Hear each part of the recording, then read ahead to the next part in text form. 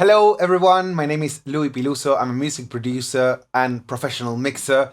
And today we're going to be talking about the new version of the Arturia KeyLab Essential 61. This is Mark 3.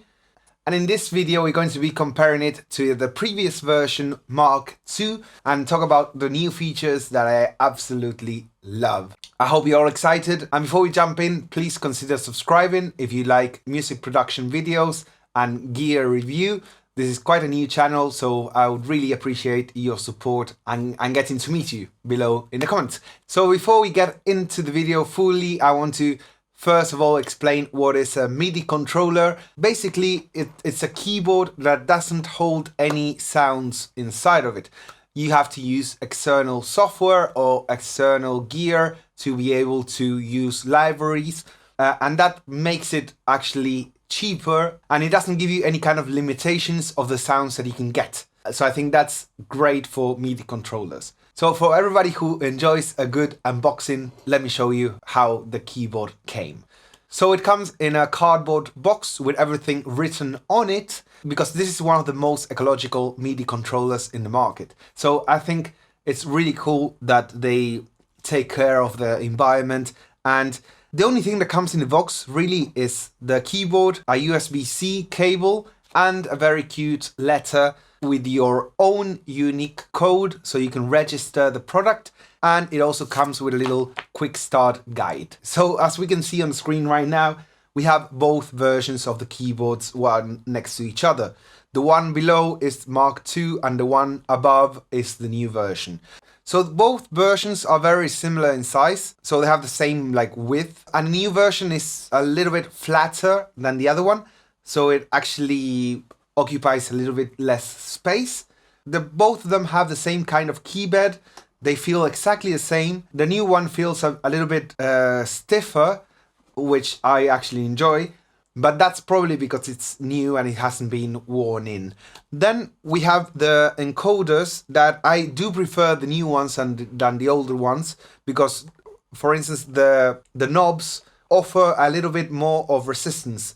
They're a bit harder to move, which I actually like, because when you are trying to fiddle with a plugin or something that you want like a very specific parameter, it's much easier to do when something is harder to move, because you're being much more careful with the values that you're choosing. Then the faders feel much smoother on the new one. That doesn't mean that the ones before weren't good, because I actually enjoyed and didn't have a problem at all with the old version. I thought the old version was one of the best affordable keyboards on the market, and I think this just got better. And let me tell you why as well.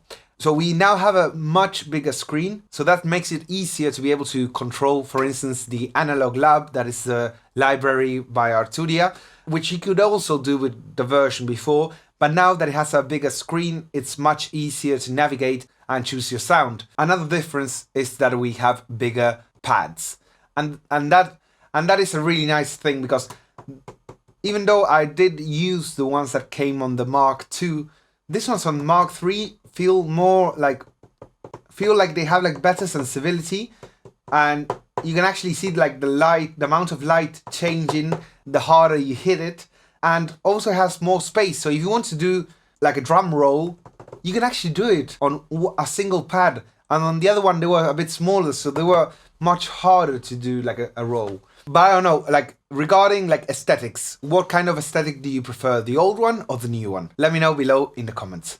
So now let's check out the features, what it brings and what it can give you. So the first thing we have is a 61 note keybed that is fully velocity sensitive, and it comes in a 61 version and a 49 version. So the 49 is 4 octaves, this one is 6. Then we have 9 encoders that we can actually fully assign as we want using the Arturia MIDI software. And like I said before, they are really nice. They have a nice sensitivity. They are the same as the ones that come in the MIDI Lab. We also have 9 faders. They are all fully assignable. So then we have another button that is called Program, that actually changes between user settings Arturia, so that means that if we're using any kind of software from Arturia, like their amazing software synths, everything is going to be already mapped to these different encoders. So that is really, really nice because you don't have to do it manually, and you can be playing your keyboard and be changing the cutoff frequency. You can change the attack, the sustain, the release of a synth, which makes it much easier to do a performance. Then we have other buttons like part. We also have hold, which allows us to play a note and let it go, and it will hold for a very long time, as long as we want. Then we have the chord mode, the scale, and the ARP. That they are the three new features that I'm going to mention further along in the video. Then we have a shortcut to be able to save, to quantize, to undo and redo. Then we have the classic transport features that we can find on basically any keyboard. That is stop, play, rec, tap tempo, and then we have loop, fast forward, going back, and turn on the metronome and turn it off. Then we have our 8 beautiful pads, and then we have a selector for our MIDI channel, which is just as easy as pressing it and choosing whatever number shows up here. So we can choose between 16 MIDI channels that will allow us to have like different synths connected to different MIDI channels, and then we can map it to wherever we want. Then we can choose through different banks.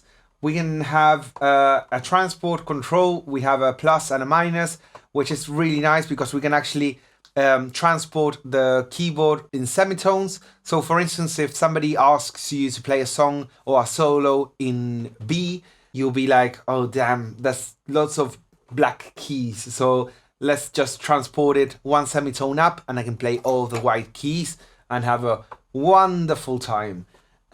Then we have our classic octave, and we can go down and up, so we are not stuck to the octave that is present at the time.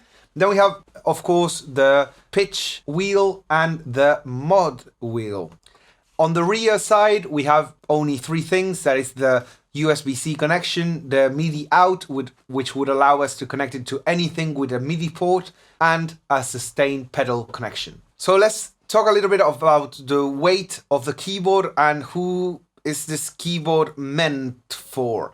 So from what I can understand, this is a keyboard meant for mainly producers and people with home studios making music, and people who want to go and play live and be able to have their own sounds on stage. Because the keybed is like a synth keybed. It's quite a light one, even though it's fully sensitive. But for people who are maybe looking for something that is heavy weighted and feels like a piano, this might not be what they are looking for. So keep in mind that it's a matter of preferences. I love synth keybeds. I also like a heavier one. It all depends on what you're trying to play, of course. Let me know what kind of music do you play. I mean, do you prefer heavy weighted ones or do you prefer light ones? So now let's have a look at the 3 new features that I absolutely love. Let's start by the arpeggiator. To turn it on and off, we just click on it and we'll have whatever is already set. But if we want to edit it, we just press and hold it for a little bit longer. And now we can choose from a whole array of parameters. We have 2 pages, which we can switch between using the 2 buttons on the right below the screen.